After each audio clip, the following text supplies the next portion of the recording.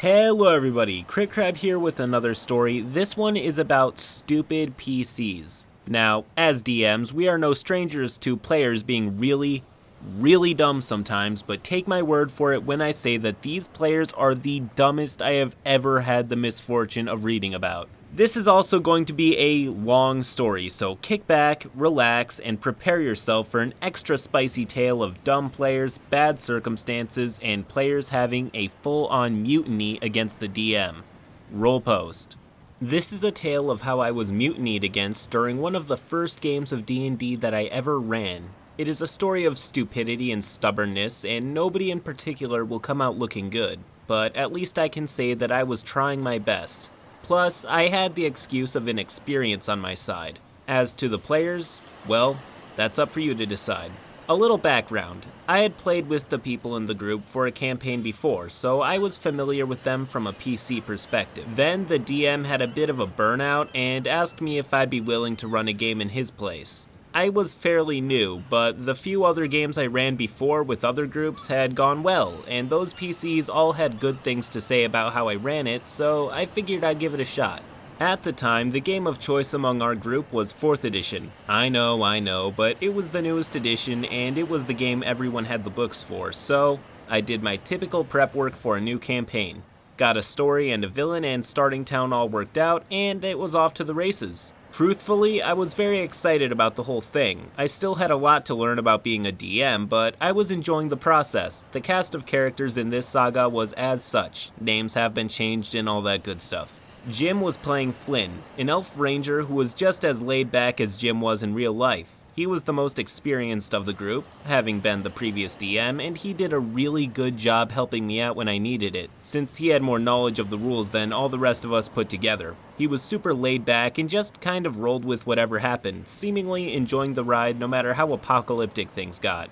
Amy was Jim's girlfriend, and while she was nice enough, she never really did much role-playing. That's probably the reason she chose to play a blunt instrument of a character. A very untalkative half-orc rogue named Sarah. For the life of me, I'll never understand what her goals with that character were, as she dumped all of her points into strength and charisma, the latter of which she used to intimidate people to an impressive degree. Sarah's character was built more like a bodyguard or a gang enforcer than a rogue, and Amy played her as such. Her main idea of playing a rogue, who had only a +2 and moved silently, was to walk up to someone and smash them in the head with her mace. Why she didn't play a fighter, I still have no idea. There was also Katie, who was a quiet punk type who seemed a little too cool for the rest of us nerds. If anyone remembers the Spoonie experiment, she looked a lot like Noah's girlfriend April. In that case, she was playing a gnome wizard named Nyx. The rest isn't too important, as her presence is less substantial than her absence, which will become clear later. Finally, there was Maurice. Maurice was the problem. He was a rather large, very loud, and quite flamboyant man who had a seemingly clinical need to be under the spotlight both in character and at the table. Picture Titus Burgess with a beard and you've got the idea. And it's not that Maurice was a bad role player. In fact, he put way more effort into it than anyone else at the table. The problem was that Maurice was playing a lawful good dragonborn paladin named Tormund.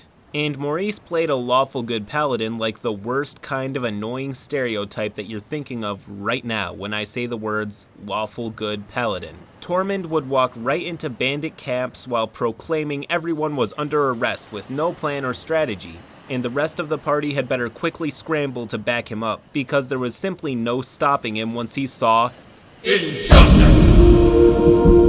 He'd actively shake down local law enforcement if he felt that they weren't towing the line properly. He'd broker no talks with any person he considered a criminal of any sort.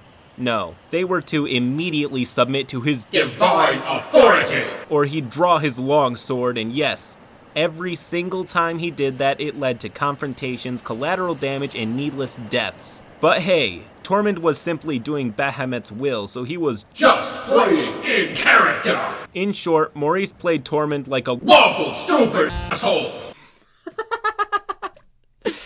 Now that we have our cast of characters, we can begin. Strap yourselves in because this might become something of a rant. Session 1.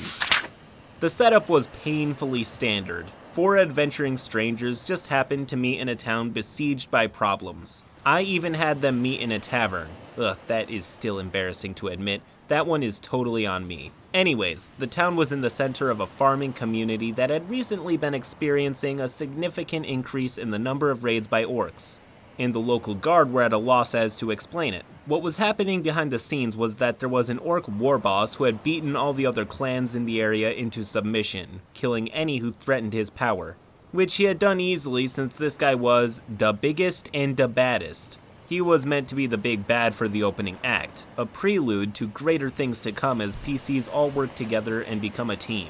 I had started them at level 3, which I felt was appropriate since level 1 always seemed pretty anemic to me, but I still wanted orcs to be a decent threat level, especially if faced en masse, so they had some extra skills and feats to play with, which everybody likes. Still, they were only level 3. I mentioned that twice because it's very relevant. My thought process being that by the time they'd reach the war boss, they'd all probably be at least a couple of levels higher, since, that's how these games typically work. Most of the first session past the opening introductions was spent exploring the town and role-playing. There was an encounter or two outside of the town involving some bandits, during which Tormund made his method of stealth known to all by busting into their campsite with all the subtlety of the Kool-Aid man in plate mail smacking an artillery shell with a sledgehammer. But all that isn't really too important, although it certainly painted a picture of what was to come. What's important to know was that this encounter in no way brought them above level 3, and yes, I mentioned that fact for the third time, for a reason. Session 2. This was where the real plot was made known. I had the local law enforcement come to the PCs and ask for their help. They told them that there had been several reports of a large warband of orcs approaching, burning as they went. Farms were being attacked, crops and homes were slashed and burned, and people were being butchered and had their bodies splayed out on poles as grim trophies. The captain of the local guard explained to our newly arrived heroes that they were in the midst of preparing the town's defenses for the imminent attack. Naturally, the PCs took it very seriously, most notably Tormund, who, of course, was beyond offended by this affront to common decency. He made it clear very quickly that he was on the warpath, as I knew he would be. Of course, I don't need to remind you for the fourth time that Tormund and the rest of the party were only level 3. This was not a fight they were ready for, but I had planned for that, which is why I had an entire scenario in my mind for the defense of the town. It was going to be a fairly massive fight across several fronts, with the PCs each in charge of a section of the town, along with a contingent of guardsmen. It was going to be a big battle. Hordes of orcs were going to be crashing and smashing all over the place, with men and wizards and rangers and artillery fighting back against the green tide. It was going to be something out of Warhammer, and hopefully, it was going to be sweet. But what I didn't know was how fully committed Tormund was to his own brand of dealing out justice! He wasn't just on a warpath, oh no, this guy was on a crusade that went beyond normal lawful good compulsions. This guy was going to smite everyone and everything having to do with this. Everything. And he didn't care if he was going to have to do it with his bare hands. It took me literally throwing NPCs in his path to slow him down from stomping down the road in the vague direction of the last reported incident. The captain of the guard begged Tormund and the other PCs to stay and help them man the defenses, and that there was an effort being made to bring all the outlying farmers into the town to keep them safe. He said they needed heroes to help raise the fighting spirits of the local guards and regular people fighting for their land and lives. And to see adventurers such as themselves fighting next to them might just be the spark needed to prevail. Tormund vehemently refused to stay and help. They didn't need to worry about a thing because, as he put it, "We've got this." With those 3 words, Tormund walked down the dirt road towards the rising smoke in the distance. The town guard called after him, pleading for him to come back, but to no avail. In fact, many, including the captain, offered to go with him to help. I saw at this point that Tormund was quickly going far past the point of reason. But I figured that more bodies might be able to help a little. I didn't care that it made no sense, I just wanted them to have a shot at survival. He refused the help. He ordered everyone who offered to go with him to go back to town, lest they be hurt, because lawful good, I guess? I mean, never mind that this was their job and they volunteered for their positions, so it wasn't like they were innocent bystanders or anything. And since when did Tormund care about collateral damage as long as it was in the pursuit of justice? But whatever. Maurice played him like an idiot, so who cares? The rest of the PCs followed him because, well, They knew enough to know to never split the party, right?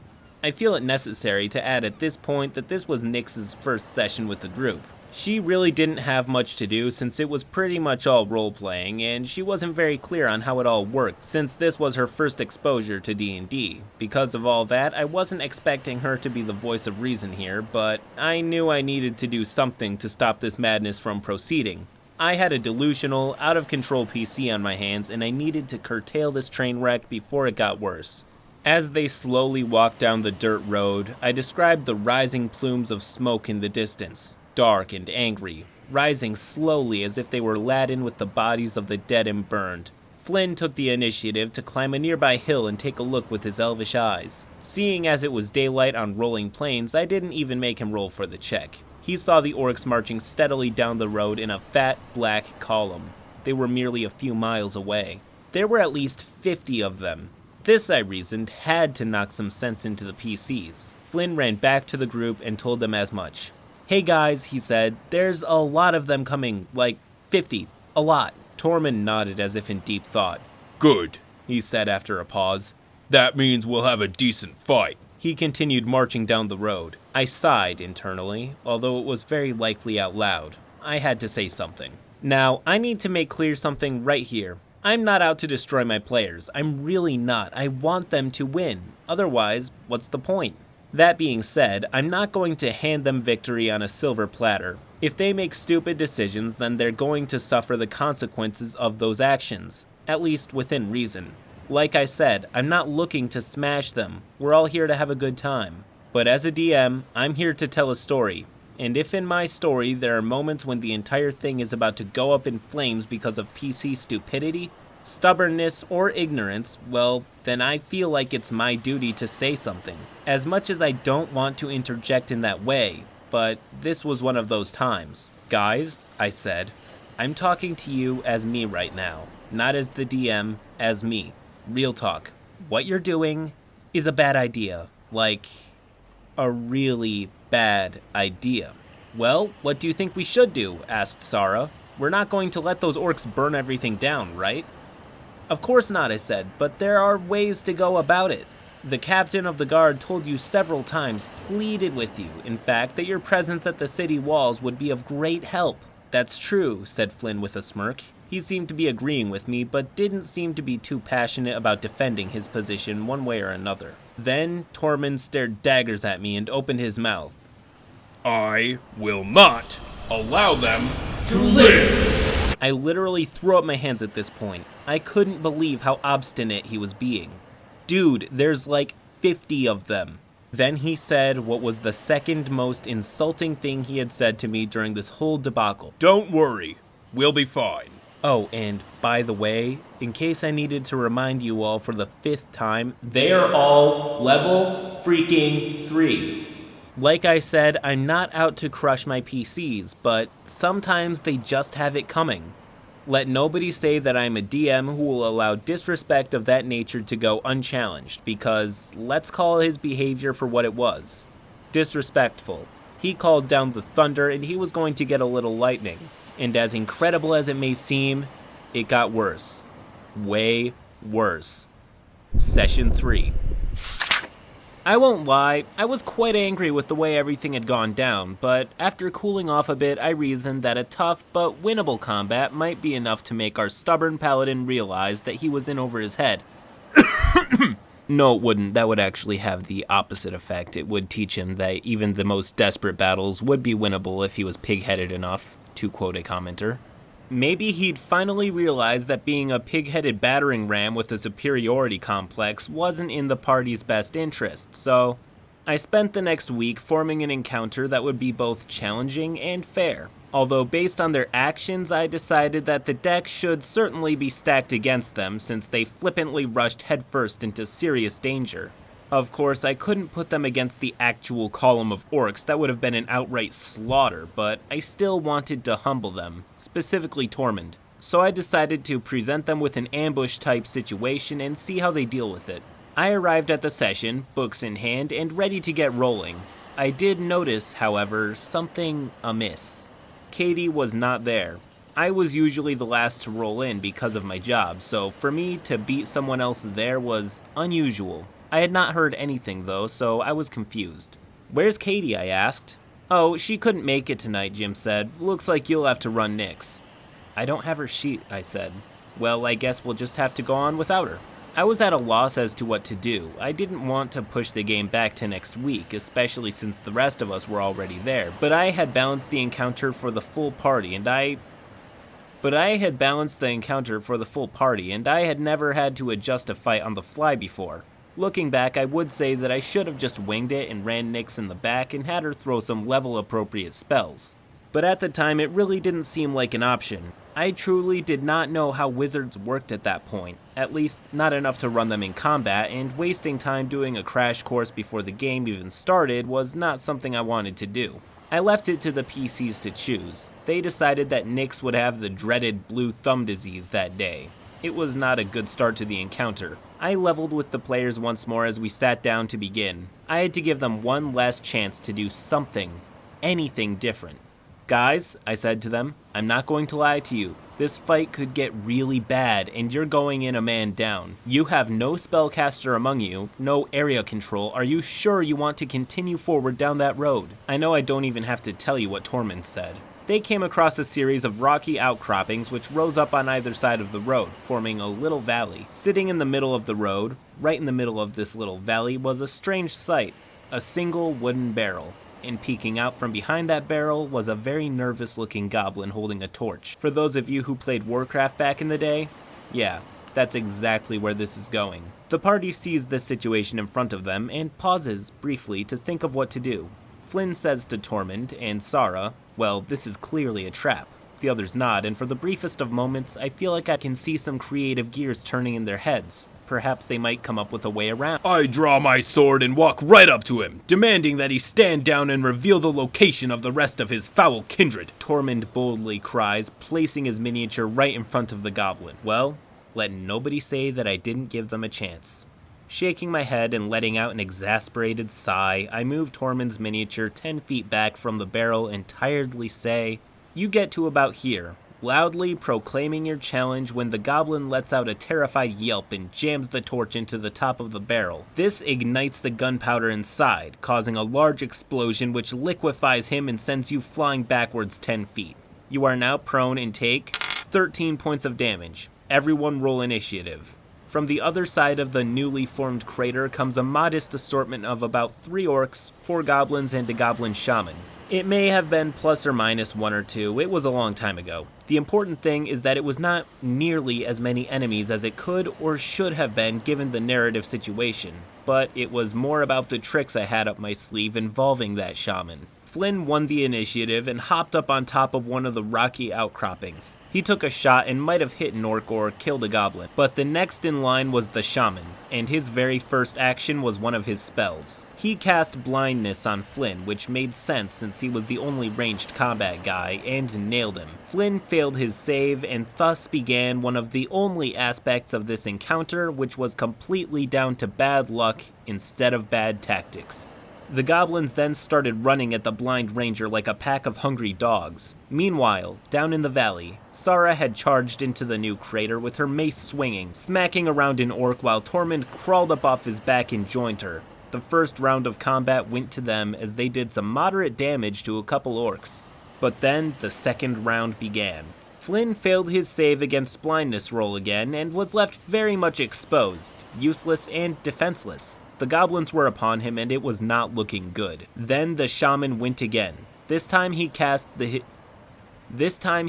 his second spell, a cloud of magical darkness. He dropped it right in the center of the crater, which expanded out to cover the entire section of road Sara and Tormund were fighting. This cloud of darkness was especially nasty because enemies could still see in it. Only the PCs were affected, so essentially the entire party was now blind. Any player worth a damn at this point would state the obvious and say, well, clearly we need to get out of here, otherwise we're just blindly swinging at the darkness. Maybe some more aggressive or cavalier players might give it a few more turns just to see if maybe they could get past that whole -10 to hit penalty. After all, nothing is impossible, you've just always got that 5% chance for that natural 20, but most players would likely conclude after a short time that a tactical retreat. They stayed in that cloud of darkness, flailing at nothing while getting smacked in the head by orcs until they had 0 hit points.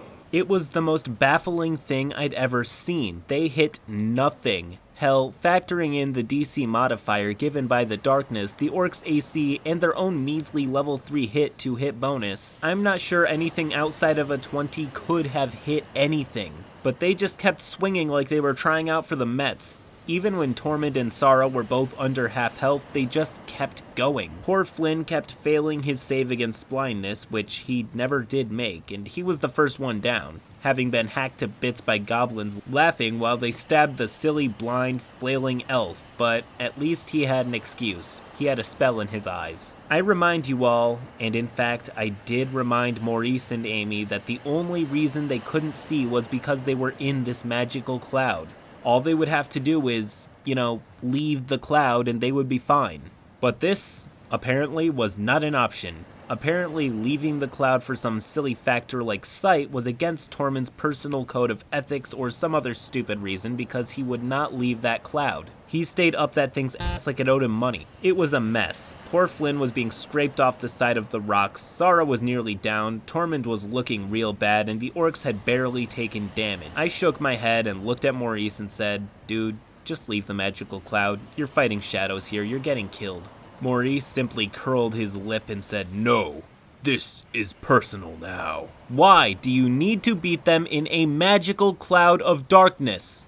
"I don't retreat!" Then there was this silence.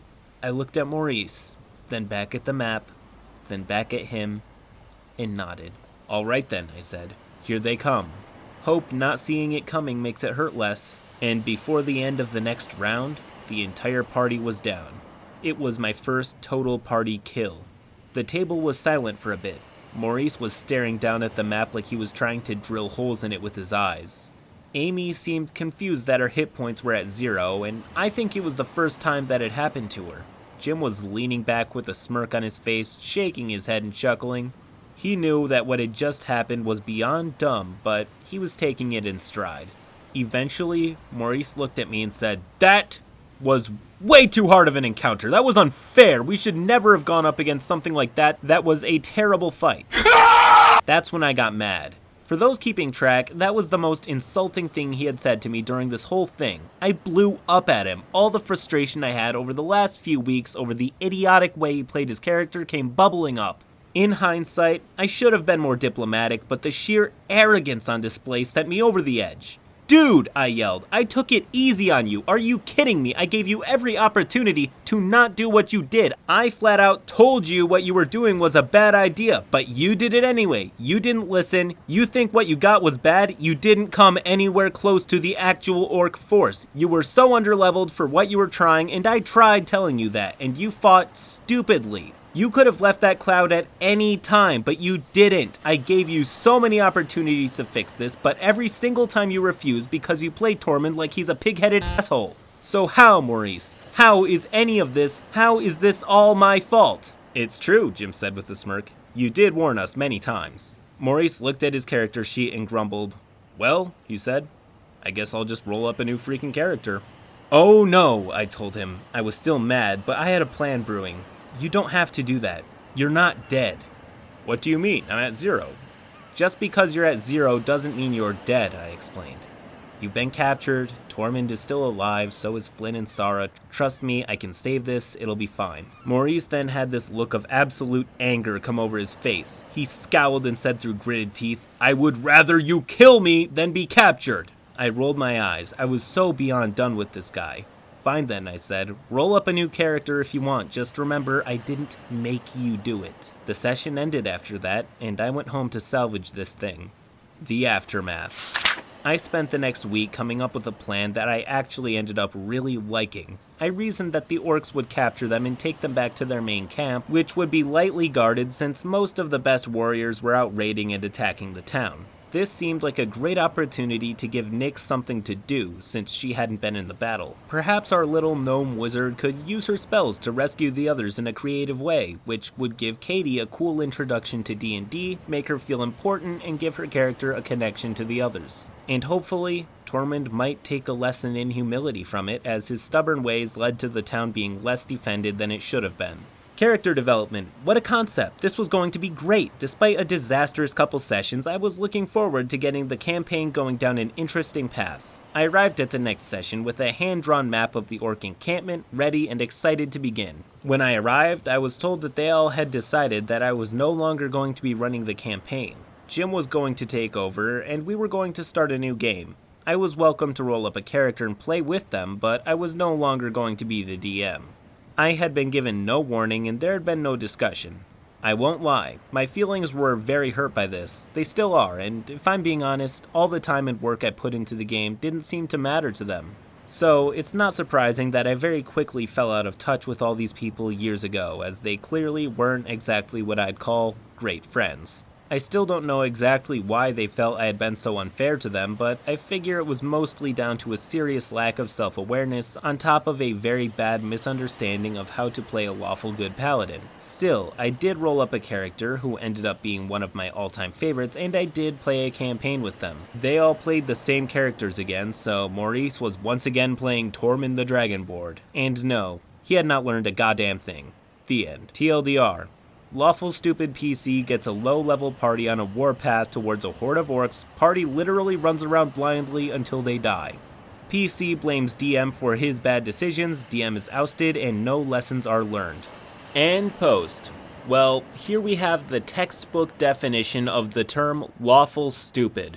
Lawful good isn't exclusive to police officers or lawyers. Lawful good really only means that you believe in the merits of society's law and civilization, mixed with a sense of benevolence and a want to do the right thing, hence the good. So sure, while paladins can definitely be lawful good, so are the blacksmiths, farmers, and plumbers. Most people are lawful good, so using it as an excuse to be lawful stupid is where alignment ends and just being a dick begins. This story also addresses something that happens in games far too often, and that is when players believe that they can do whatever they want and that the DM will always be there to save their characters. While this is certainly the unfortunate case for some groups, nobody wants that, as it takes away from the sense of adventure that is so crucial to the appeal of TRPGs and specifically D&D. Anyways, if you liked this video, please do leave a like and subscribe to the channel for more stories just like this one. Until next time.